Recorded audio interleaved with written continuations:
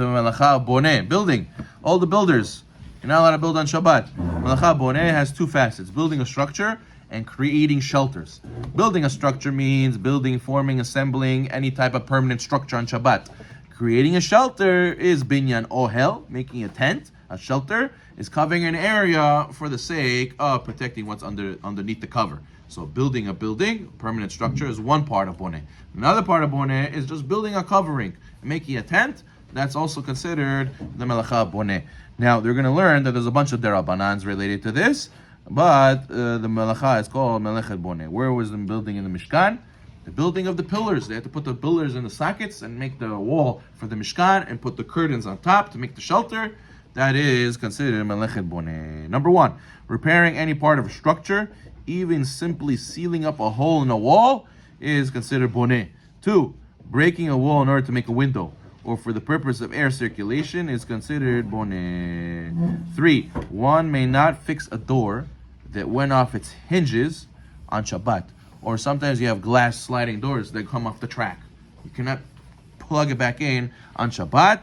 Doing so is considered Boneh, even if it does not take so much effort to do so. So that sometimes the screen doors can also come off. You have to be careful. Is it building or is it It's called Boneh. It's considered Boneh. Right? What?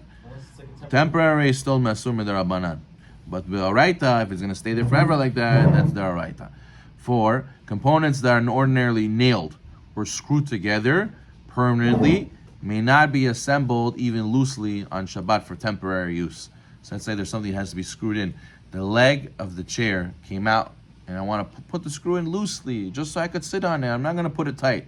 It's a sur, because it has to be nailed in, or it has to be screwed together. You cannot do those things on the Shabbat. 5, if one's sink faucet fell off, one may not reaffix it on Shabbat. 6, one may not cover or uncover a hole with a cover if the cover does not have a handle. Therefore, one may not lift the cap of a sewer if it has no handle. Similarly, one may not lift up the cover of a sump pump? The sump pump, right? You cannot lift that cover, it has no handle. You cannot lift that on the Shabbat. 7, leveling the ground indoors is forbidden under the Melacha Boneh. This is called Ashvaat Gumot, leveling all the bumps. Back in the day, they used to have dirt floors in the house. A father would walk in the house, he would feel a bump. Hey, there's a bump here. And would go and smooth it out, so there's a smooth floor. He just did Boneh. By leveling out the ground, that is Boneh. The question is, can I sweep in such a house? The rabbis forbade sweeping in such a house with a dirt floor because it might lead to smoothing out the bumps. But today, that we don't have dirt floors, so it'll be permitted to sweep. Our houses have tile, wood, whatever we have on the floor. But outside, where there is dirt, it will still be asur. They tell me back in the day, they used to go outside and you sweep the front of the house. And that was like a thing. The kids will get up early, make sure everything's clean. That would be asur to do it over dirt on Shabbat. 8, digging a hole in the ground to store an item is Boneh. 9, in asur. Chachamim prohibited playing with, how do you say marbles? Anybody know how to say it in Russian? Gulot. Gulot, yeah. I used to play in Israel, gulot, yeah. But I know nobody knows to say marbles, okay? So marbles on Shabbat is asur. Why? Because you used to play on the dirt or the sand, and it might lead to leveling on the ground. But what is, if you play on a tiled floor, it will be permitted. Okay. Building applies to humans as well. As we're going to learn, the Chachamim forbade women from braiding their hair or undoing their braids on Shabbat. Because it says that Hava was built by Kadosh Baruch Hu. And the Midrash says, what does it mean built? It means he adorned her with many tachshitin. And he made her look beautiful for Adam Rishon. So building applies to a human as well. So therefore, 11, it's permitted to simply tie a ponytail. That's allowed to keep the hair together. 12, one may not gel or spray one's hair on Shabbat in order to maintain a certain hairstyle. It's boneh to put gel. You know those guys that have long hair, they put slick back and they comb it. Combing is asur on Shabbat. We learned that before. Pulls out hair. Number 2, putting hairspray or putting gel is 100% asur on Shabbat. And what about the guys who tell me, oh, we put it before Shabbat and we reactivate it. We put water, we reactivate it and make it fixed again. Also, this is asur. whenever you have something in your hair and you style it and it's gonna stay like that, it's gonna get hard and stay. That is considered building on Shabbat. 13. The Torah prohibits constructing a permanent shelter or a canopy on Shabbat, and the Chachamim said that's permanent. But temporary, we're also going to forbid. The Torah forbade permanent. We're going to forbid temporary. To be permanent, all has to have at least 1 tefah and be above 1 tefah. Okay, it has to have space of 1 tefah wide and 1 tefah tall to be considered a tent. Where this applies is, let's say, on Sukkot, people wanted to put the blue klionka on top of the table, the tarp on top of the sukkah. That was allowed on the holiday and Shabbat, but they're making a tent. No, they're making a covering. No, because since the sukkah already made a space under it, and the klionka is not going to be a tefah above the sukkah, it's going to be sitting on the sukkah flat. So therefore, you didn't make any more space. There's no tent that you created. It was already created there. All you're doing is covering it from the rain. The sukkah obviously is not kasher at that point, and you technically don't have to sit in the sukkah if it's raining.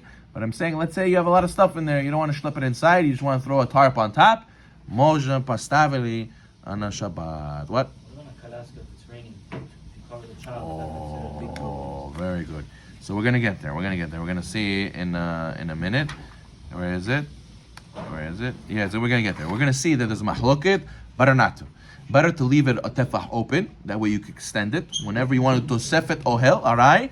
When you want to add to a temporary tent and make it bigger, it is mutar. But if it's closed, some say that the baby carriage tent should not be opened. Okay. Number 15. As long as one does not need the space under the horizontal surface setting up, you may put up a temporary ohel. Therefore, it's permitted to open, close, move around tables and chairs. Why? Because you would think maybe a table is a ohel because there's space under. Since I'm not meaning to use this space under, so it's mutar to put up this table because I'm using it for the top, not for the bottom. Folding chairs, the same thing. Sometimes you have couches that pull out couches to become a bed, and you could put stuff under. If you're opening it just to put stuff under, that's a problem. But if you're opening to use the top, then it's permitted. 16. You're allowed to open a folding stender or a table that folds out of the wall. Even though ohel will be used under it, will be formed under it because you meant to use the space above it. 17. Sometimes when people have carriages, they say put the blanket over the baby. Take a blanket, put it over the whole baby to cover it. It's cold, it's raining, whatever it is.